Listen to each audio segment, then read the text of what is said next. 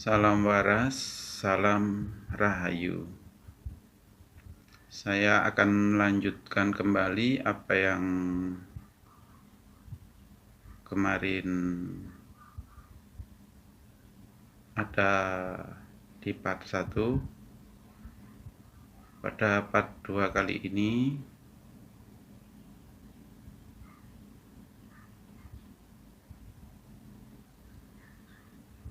akan kembali saya sambung dan menarik benang merah ke arah masa sekarang. Sebagaimana yang kemarin ada di part 1, Bapak Jokowi terkait dengan Dyah Wijaya. Sedangkan Bapak Prabowo terkait dengan Mahapati Gajah Mada, di mana Mahapati Gajah Mada ini terusir dari istana karena memang sudah direncanakan oleh Dyah Wijaya untuk kebaikan Ibunda Gajah Mada. Padahal masih dalam kandungan Gajah Mada, tapi setelah Dyah Wijaya menerima keterangan bahwa Gajah Mada lah yang memiliki wahyu keprabon, calon putra dari selir yang berasal dari Tuban. Jadi Dyah Wijaya berusaha menyelamatkannya dengan mengusir dan mengasingkannya di wilayah Lamongan. Dan selama dalam pengasingan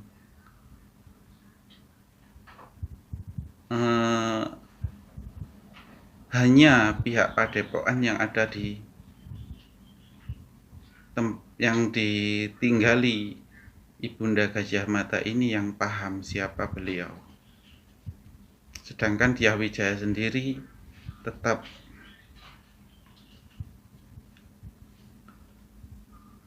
berkunjung dan tetap memberikan arahan-arahan, juga perhatian kepada selir tersebut. Tapi hal ini dilakukan secara rahasia.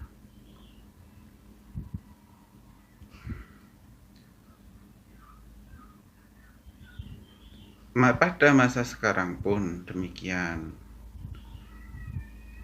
Jadi Bapak Jokowi melu cawe-cawe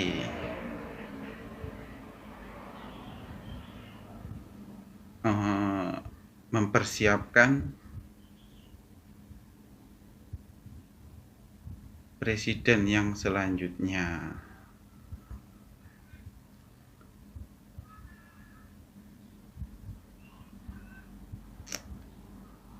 Karena ada ikatan dengan masa lalu terkait dengan sejarah yang mungkin juga tertulis.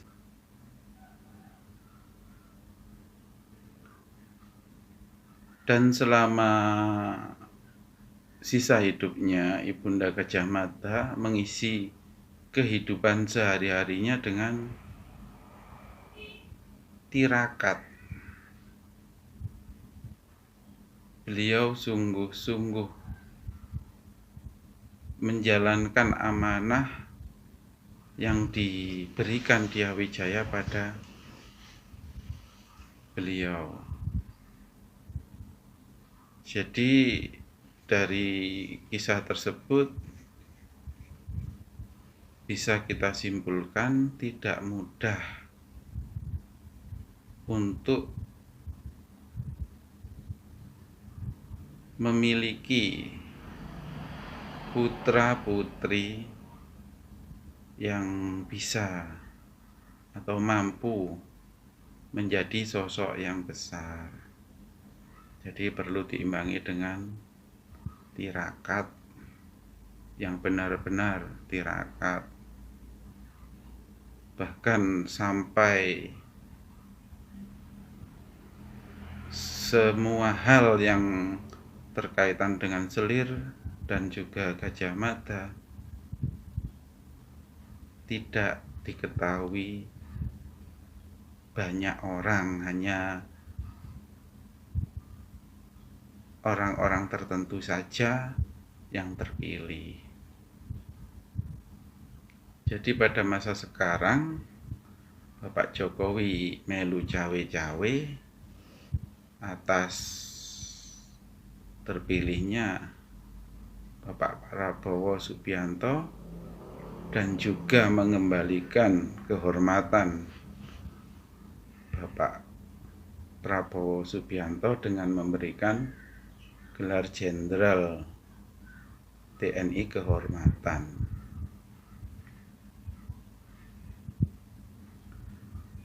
Dan juga membayar penyesalan Dyah Wijaya juga mungkin.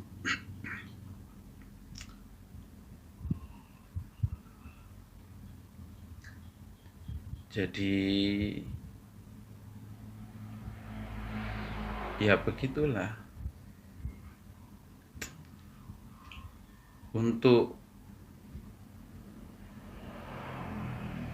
Untuk masa sekarang ini, hal tersebut juga terkait dengan mitos sabdo palon nagih janji.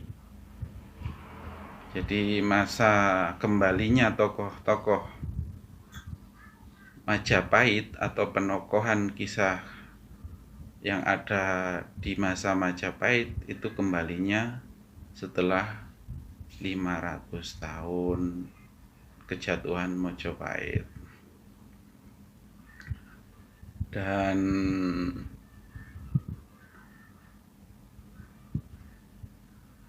untuk sabdo palon sendiri sebagai sosok pemomong ya juga cawe-cawe dalam hal tersebut, dalam cerita, dalam kisah lakon yang sekarang terjadi.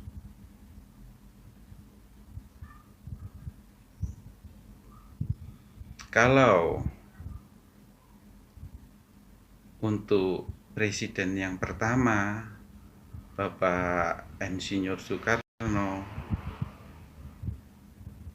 itu terkaitnya dengan Jayabaya. Kalau untuk saat ini terkaitnya dengan masa Majapahit. Jadi kehidupan ini memang berputar. Sejarah pun juga begitu. Apa yang dulu-dulu pernah terjadi akan berulang terjadi kembali dengan tokoh-tokoh yang lain, untuk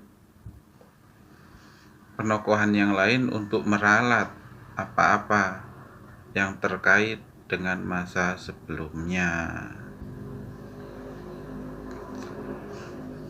Untuk Bapak Proklamator sendiri, Bapak Presiden Indonesia yang pertama, itu kalau ditarik benang merahnya, sebelum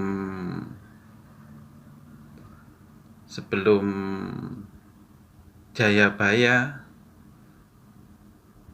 ada 2-3 tarikan benang merah. Tapi untuk yang 2 ini tidak menjadi tokoh yang besar.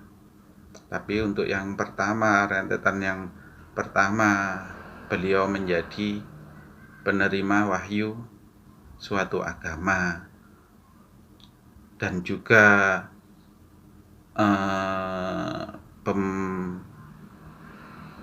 pemerakarsa berdirinya Candi Borobudur. Jadi yang ada tarikan benang merahnya ke Jayabaya dan Bapak proklamator kita itu Siddhartha Gautama. Jadi Borobudur peninggalan kerajaan era masanya Siddhartha Gautama, bukan dan nggak ada kaitannya dengan peninggalan Nabi Sulaiman, sebab istilah Sulaiman yang ada, yang mungkin ditemukan di situ, itu merujuknya kepada rohani, dalam arti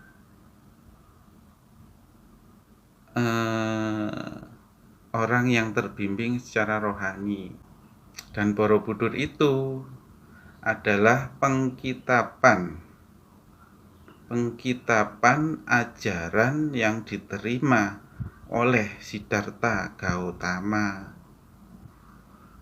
Jadi itulah kitab yang pertama, perwujudan dari apa yang diterima Siddhartha Gautama diwujudkan dalam bentuk kitab berupa Candi Borobudur itu. Jadi setiap detailnya Candi Borobudur itu bukan asal, semuanya terpantau, terpandu.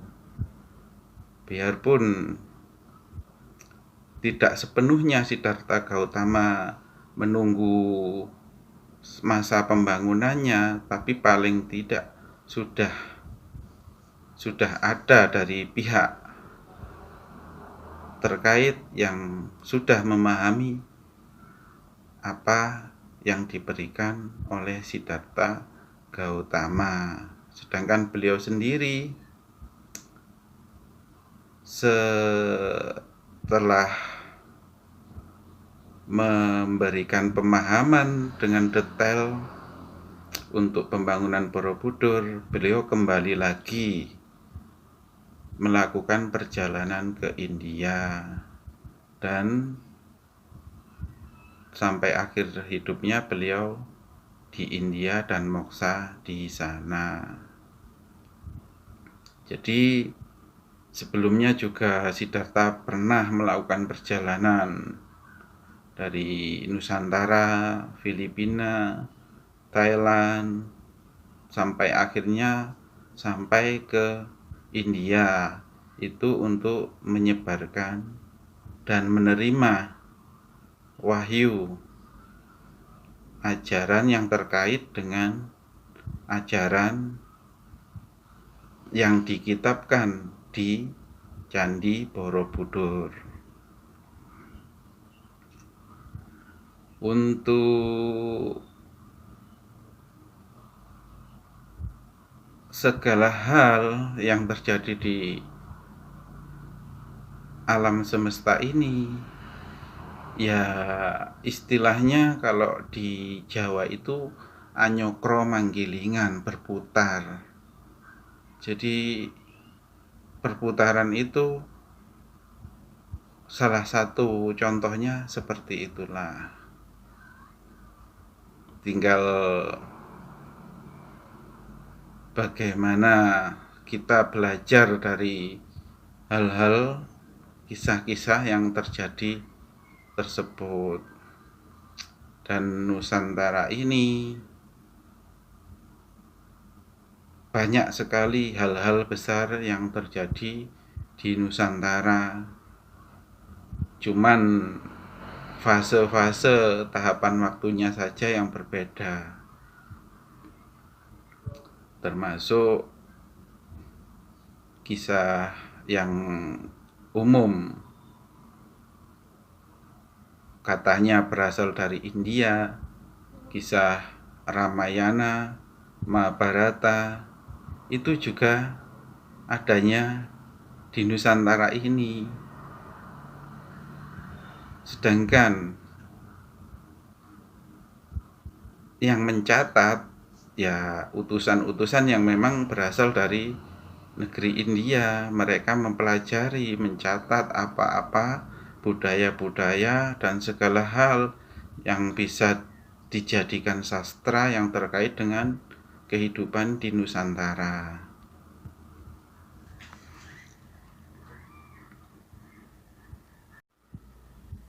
Kembali lagi ke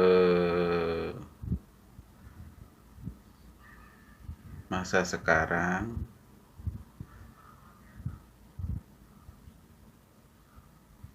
jadi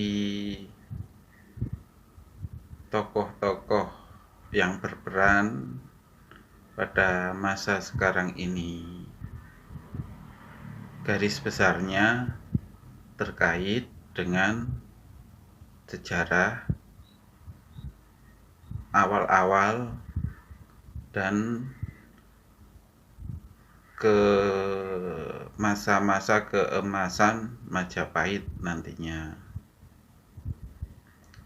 Kalau Raden Wijaya atau Dyah Wijaya cawe-cawe atas Gajah Mada, begitu juga Bapak Jokowi cawe-cawe atas Bapak Prabowo Subianto. Begitu juga nantinya Gajah Mada pun cawe-cawe juga pada Dyah Hayam Wuruk. Begitu juga nantinya Bapak Prabowo pun juga akan cawe-cawe pada penerus Nusantara yang selanjutnya, yang tentunya ada kaitannya juga dengan Dyah Hayam Wuruk. Jadi garis benang merah dari Dyah Hayam Wuruk nanti yang akan jadi penerus yang selanjutnya. Untuk Sabdo Palon sendiri namanya Pamamong, raja-raja tanah Jawa. Jadi kalau di masa Majapahit, jadi Pamamongnya raja-raja Majapahit yang terpilih. Begitu juga saat ini Sabdo Palon juga kembali untuk jadi pamomong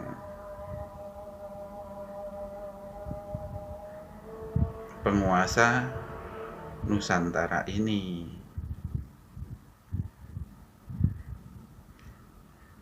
Untuk hal yang terkait tentang hal-hal atau cerita atau mitos yang beredar tentang Sabdo Palon nagih janji yang ada isinya entah apa itu ya, itu hoak. Tidak seperti itu. Tidak seperti apa yang dipahami secara umum. Nanti akan saya sambung tentang yang katanya perjanjian Sabdo Palon dan Syekh Subakir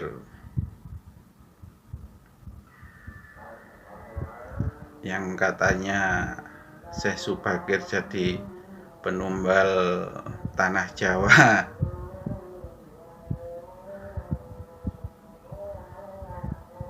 Ya tinggal pemahamannya saja. Kalau cerita-cerita atau mitos itu identik dengan sanepan. Jadi kalau menganggap yang seperti pada umumnya sekarang, ya mungkin kurang tepat lah. Nanti akan saya lanjut pada part yang ketiga. Untuk saat ini cukup sekian. Salam waras, salam rahayu. Mugi Yang Maha Kuwasa pinaringan pancaran sinar-sinar pengayoman, perlindungan dumateng kula panjenengan.